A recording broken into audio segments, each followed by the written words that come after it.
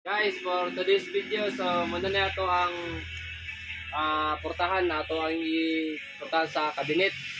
So muna na yung edge, ipulitapan niya, ipatihan, man, ipatungan na po siya og epoxy primer. So white ato ang base, ato ang primer guys. So dawa guys, tsaka gwapo yung edge. So mas lindot pa na kaysa sa edge band na ginatawag nila sa mga laminated na plywood. So lihaan na po nato ni guys. So, itong gamit na liha dire kay 140. Yakaman.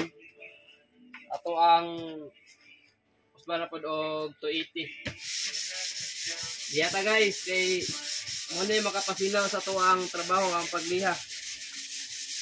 Ito man na og liha guys. Pinturahan na po din siya og tinting color. So, nakalapod tayo gitimpladaan na color guys. Muna ito ang timpla na color. So, ang resulta nila color guys. Doon ni siya guys. So, doon ni siya. Kung mag-wood stain ka guys, ang imong buhat, kung gamitin nyo na pintura kay epoxy primer, kay ligon.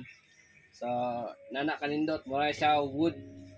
So, plywood na siya guys. Niya pa man, taputan na po niya o clear coat na diamante para glossy siya. So, maro to guys. Salamat. Bye-bye.